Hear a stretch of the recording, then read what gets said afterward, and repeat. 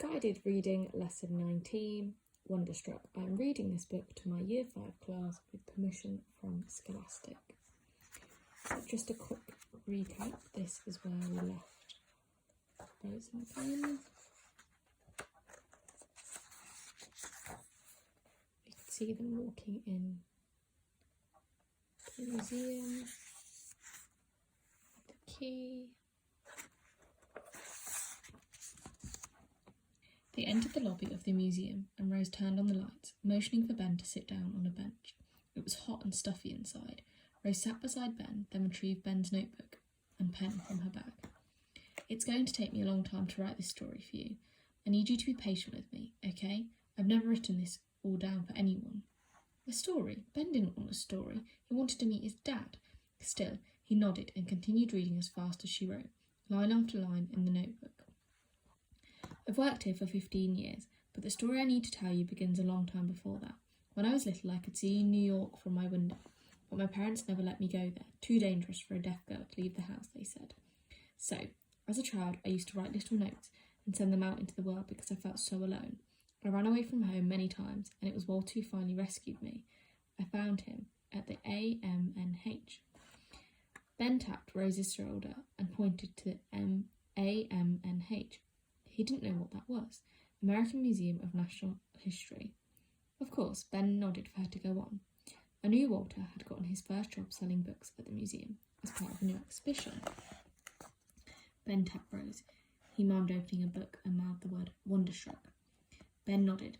I was 12 when I ran away to New York. Walter found me while I was hiding in the exhibition room. Later he took me to his apartment and gave me the book. I've loved museums and cabinets of wonders ever since. I begged him to help me to get me out of the house, away from my father. I wanted to stay in New York City. I wanted to learn things. At Walter's apartment, I remember gazing out at the gigantic buildings at night. They were so beautiful. I'd spent so much time looking at the city from across the water in Hoboken, and I was ecstatic to finally be in the middle of it. Walter helped me find a school for deaf children. I didn't even know such a thing existed. My parents were married when my mother was very young. She gave birth to Walter when she was only 17. I came along 8 years later, and soon after that my parents divorced. It was a very big scandal back then because my mother was famous. One day I'll show you my scrapbook. My parents resisted letting me go, but my brother fought with them and convinced them I needed to be at a good boarding school where everyone was deaf. Until I went to school, I had never met another deaf person. I didn't know it, but this was what I'd been waiting for. There were so many people like me. Unfortunately, I didn't like our classes because we were forced to lip read and speak, which I hated to do and was never good at before I went to school. I had a lip reading and speech tutor at home, but I hated him. Once I cut up his big book and turned it into paper buildings so I wouldn't have to practice. But the other students taught me how to sign when we were not in class. And the world opened up. I discovered I could really communicate and make jokes. I never knew how much fun it was to make jokes and laugh with other people. I was never happier. At that same school, I met the boy who'd become your grandfather, Bill Lobel. He was the handsomest boy in my class, strong and good at sports. Like so many of our classmates, he worked with big machines on a printing press. Deaf people aren't bothered by the noise, of course. So in those days, many of the deaf boys learned how to be printers. I too needed a job after I graduated. Walter helped me get work at the AMNH in the exhibitions department. I'd always loved making things with my hands, and I was so happy to work there, helping to create miniatures of Indian pueblos, Mexican villages, and Arabian cities. Bill and I got married after we finished school. Many people, especially our parents, thought it was a bad idea for two deaf people to get married. Everyone worried we would pass our deafness on to our children. But Bill became deaf from an illness when he was 9 years old, and no one was sure how or when exactly I became deaf.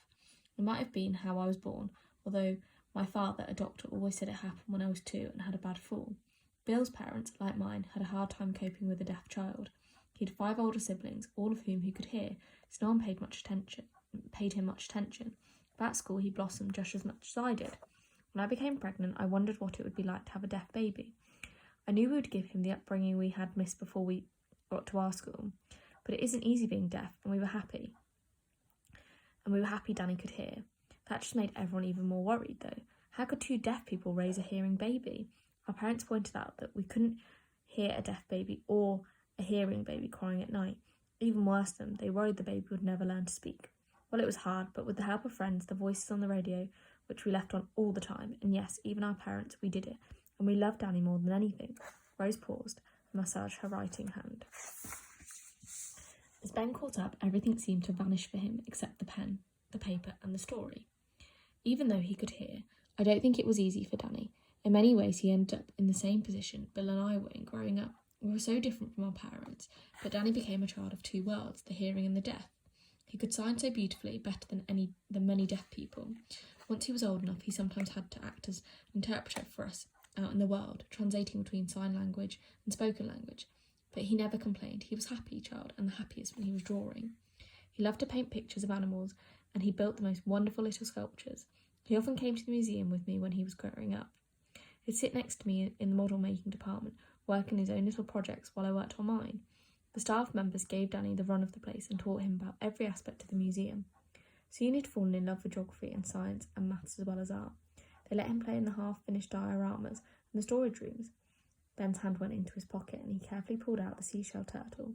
Rose's eyes grew wide when he handed it to her, and you could tell from her expression that she knew exactly what it was. She turned it over in her palm before returning it to Ben. He took the notebook and pen. My mum gave me the turtle when I was going into 3rd grade. She used to call me Turtle because I was shy. She never told me it was from my dad. Rose smiled and took back the pen and notebook. After the Wonderstruck exhibition closed, they were going to tear it down, but they never got round to it. As the years went by, the room collected dust and slowly it turned into a storage room. Your dad used to hide inside the cabinet, which is where he found the seashell turtle. He loved that turtle and used to carry it around it in his pocket. Ben smiled, imagining his father giving the turtle one cold winter's night to his mum. Returning it to his own pocket, he gestured for Rose to continue the story. She drew an arrow, going back to the words, the half-finished dioramas in the storage rooms, and then went on. The staff showed Danny what went into creating every aspect of the dioramas. The museum was the one place he wanted to work when he grew up, and once he was old enough, they were eager to hire him. We were so proud. I worked there for many years, several of them alongside Danny, but in 1962, planning was underway for the 1964 World's Fair, which was to be held in Queens. Countries from all over the world would be participating. There were going to be shows, rides, and all sorts of attractions. One of those attractions was going to be a scale model of the entire city of New York, all 5 boroughs, all 895,000 buildings, being almost 10,000 square feet, the largest architectural model ever built. They named it the Panorama, and they needed people to create and glue down all the buildings and carve the parks and hills. When I found out about the job opening, I jumped at the chance to take it. I was sad to leave the AMNH after so many wonderful years, but I couldn't say no. As a child, dreaming about New York, I'd built the city out of paper in my room, so in a way, I'd been preparing for this job my entire life. I worked on the model of New York for 2 years. I made hundreds of tiny buildings, apartment towers, museums, stores. It was heaven. Rose stopped to rub her hand again. Then she got up, took Ben's hand, and led him into a dark, cavernous space. She pressed a few buttons in a control panel, hidden in the wall, and suddenly a giant spotlight lit up the room.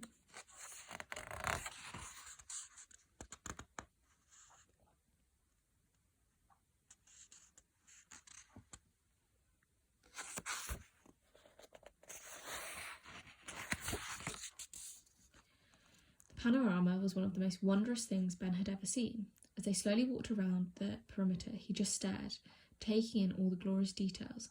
When they reached the top of the ramp that surrounded the model, Rose stopped to write again. A few years after it was built, the 1964 World's Fair was closed and dismantled, but they decided to keep the panorama on display because it was so popular. They needed someone to maintain the model and update it, to build tiny versions of all the new buildings in New York as they went up, and take away the old ones as they were torn down. They offered me the job. Around them, the room began to grow dim. Ben looked at Rose, worried. She smiled. Every 15 minutes, night falls, she explains. 10 million tiny windows painted the little dabs of fluorescent paint lit up across a darkening sky. The model glowed magnificently.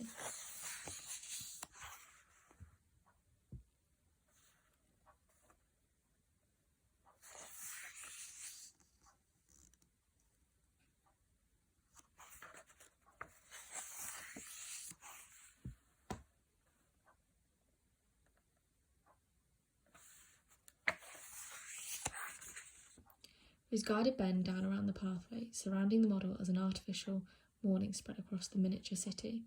She wrote the names of all the parts of the city: Manhattan, the Bronx, Staten Island, Brooklyn and Queens. She pointed out the little versions of another holdover from 1964 World's Fair, the huge silver model of the Earth they'd passed on the way here, called the Unisphere.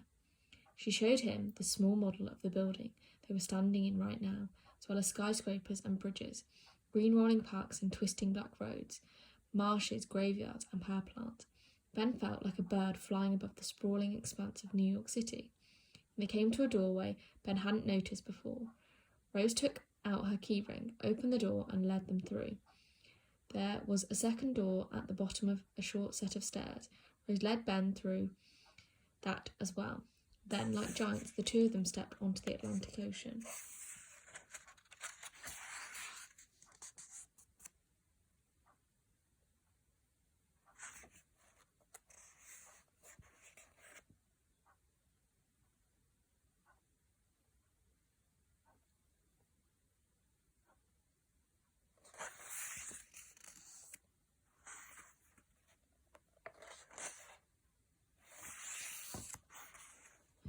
Midway up the East River, after stepping over 3 more bridges, Rose stopped to write. Standing beside her, between Manhattan and Brooklyn, Ben looked away from the notebook and located Central Park, the Museum of Natural History, the Hayden Planetarium, and the Port Authority. Night fell again. Ben noticed how parts of their clothing, the whites of Rose's eyes and teeth, and the paper in his notebook glowed purple in the ultraviolet night. They waited without moving until the electric sun rose once more. Ben looked at the notebook, where Rose continued to write. I love helping to create this model. Sometimes during those 2 years I'd stay late into the night after everyone else had left, just so I could be alone with it for a little while. Danny and I would get together and I'd tell him how progress was going and he'd tell me about his latest projects. Around the time he was appointed the lead designer on a new diorama at the National History Museum, the youngest person ever to have that honour. But you already know this part, Ben. He headed up to Gunflint Lake with 2 other employees of the museum. The two other men found rooms in the big lodge on the lake, but Danny wanted some privacy to work. The librarian he'd contacted to help with their research happened to co-own a small cabin with her sister, and he rented it from her. Ben pictured his dad staying in the cabin where he and his cousins had played pirates and monsters, and it made him happy to know he'd walked on the same floor and sat on the same chairs as his dad. He spent a lot of time in the area and eventually decided he'd like to focus on the walls. If you've been through the files, then you'll have seen many of the drawings. He also sent me some of them, along with the wonderful letters. He fell in love with your mum almost immediately. He described her in the most vivid terms. She was unlike anyone he'd ever met. He said he'd always thought librarians were old women in sweaters, but Elaine was very young and beautiful and didn't much care what anyone around her had said about her. He used the word radical to describe her, meaning I think that she lived completely on her own terms, and he loved that about her. His letters called her independent, unwilling to compromise, a woman of the lake and of books. It was peculiar, thought Ben, to see his own mother described so perfectly by someone he'd never met. But they both knew it couldn't work out. Elaine wouldn't leave Gunflint Lake and Danny wouldn't move out of New York. He said he always had the sense that Elaine didn't need a husband or want one. She said that she had everything she'd needed on the lake and in the library. He did think there was something lonely about her, although he wasn't sure what it was she was missing. When Danny finished his research on Gunflint Lake, he came back to New York, broken-hearted. I think he'd been happiest when he was there, working the diorama, falling in love with your mum. Rose stopped writing for a moment, and Ben didn't breathe until her pen started moving again. Eventually, he completed the diorama of the walls, and the only one he got to make. I still go to visit it whenever I can. I saw you there, wrote Ben, the other day. Rose looked surprised. Why didn't my dad get to make more dioramas? Ben continued. Even as he wrote this, he began to understand what the answer had to be. Rose paused and looked into Ben's eyes, and before taking the pen from him, your dad was ill, Ben. He had a heart condition. I don't know if he told your mother. It kept him out of the war, which I was happy about, but a few years after he returned from Gunflint Lake, his heart. Rose didn't finish the sentence, and Ben didn't need her to. He covered his face with his hands and was swallowed up in darkness. He felt Rose reach her arms around him and draw him in. She held him for a long time, and neither of them moved, except for the rise and fall of their chests as they breathed. Ben could tell Rose was crying too. After a while, Ben wiped his eyes and said, Did he know about me? Rose read his lips. I don't know. I don't think so, but I do know he would have loved you if he had. He adored children. He used to lead tours around the museum for school groups. Rose brushed the hair from Ben's forehead and wiped the tears from his cheek. Ben took the pen. But you said you'd met me before. If my dad didn't know me, how did you? We're not at the end of the story, Ben. There's something else I want to share with you now, a secret. Rose paused, and Ben moved a little closer to her, waiting anxiously for her to continue. This panorama isn't just a model of the city, it's also the story of your father. That's why I brought you here. Ben looked out across the endless expanse of miniature buildings. He returned his gaze to the notebook, where Rose continued to write. When I took the job here, I thought it'd be fun to secretly personalise the panorama, so I collected things that belonged to your father, little mementos from his childhood mostly, and I hid them inside buildings all across the model. Maybe there was a part of me, knowing his heart was weak, that wanted something of him to always be here. That's not how I thought of it at the time, though. I just loved your father and wanted to do this for him and for myself. When I told him about my little project, he helped me curate it and gave me more things to put into it. In a way, this model tells the story of your father's life in New York. It was like we were making our own cabinet of wonders. Ben remembered reading about the curators in Wonderstruck and thought about what it meant to curate your own life, as his dad had done here. What would it be like to pick and choose the objects and stories that would go into your own cabinet? How would Ben curate his own life, and then thinking about his museum box and his house and his books and the secret room? He realised he'd already begun doing it. Maybe, thought Ben, we're all cabinets of wonder. Here is a hostel where your father was born. Rose pointed to a tiny grey brick building. Inside I placed a photograph of me and Bill holding him as a baby. Here is the school he went to. She pointed to a low white building on the near side of the park. I hid one of his pencils there. Rose continued to point around the model, all across Manhattan into Brooklyn and Queens, as she told Ben the story of his father's life and explained each of the little artefacts she'd hidden in the places that had been important to him. A lucky penny he found in Central Park was now under the small versions of the rectangular green park. The silver charm he'd won at Coney Island rested under the miniature wonder wheel that Rose had built. One of his baby teeth was hidden inside the grocery store where he'd lost it many years ago. Night descended across the giant room. Ben noticed a tiny aeroplane taking off from a tiny airport nearby. It flew to the ceiling on a nearby invisible wire, looped overhead across the city, and then came in for a landing. A few moments later, it flew up and repeated the journey. When day came again, the model was no longer an endless expanse of unknown buildings. It opened up and came to life around Ben, and for a few moments it was as if his father came to life around him too. Ben looked at the model of the Museum of Natural History. He tapped Rose's shoulder. What is inside of that? She motioned for him to follow her around the southern tip of Manhattan.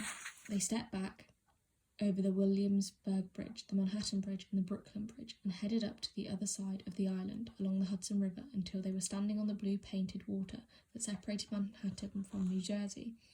Rose leaned over the west side of Manhattan, gripped the model of the museum and pulled upwards. There was a little resistance, but it gave way. Rose turned the building over and picked up 2 pieces of paper. She unfolded the first one and handed Ben a drawing of the walls that looked just like the ones in the museum files. This is the one of the drawings Danny sent me. She unfolded the other piece of paper. It was a crude child's drawing, but was recognisable as the wolf diorama. To his astonishment, it was signed Ben. When your dad died, we had the memorial service at the museum. I knew everyone except for 2 people, a woman and a little boy who was around 4. The woman introduced herself to me using sign language and said her name was Elaine. She told me that Danny had been a friend of hers some years ago and explained that his parents were both deaf. He taught her a little sign language. Ben marvelled at the idea of his mother knowing sign language. She'd never shared it with him, although, now that he thought about it, there had been a few times he'd seen her alone on the couch, not knowing she was being watched, moving her hands through the air. Had she secretly been signing to Danny? I knew exactly who she was from the letters. She introduced me to her son, and I was struck by how much the boy looked like Danny when Danny was young. She told me that she brought her son to the museum early, and they'd visited the diorama Danny made. Of course that boy was you. She squeezed your hand, and you reached into your pocket and pulled out a folded piece of paper, which you handed to me. I unfolded it and started to cry. You'd drawn the walls and said I could keep it. Ben remembered none of this, but in some strange way it all made sense. His need to collect things, his interest in museums, the wolf dreams, it all came to focus, sort of like on those Polaroid pictures from James' camera. Ben's dreams hadn't come from nowhere. He'd been dreaming of his father's wolves, which he'd seen. He thought about his past few dreams, how silent they were, and how he couldn't tell if the wolves were behind him anymore. Finally, he understood that all this time the wolves hadn't been chasing him.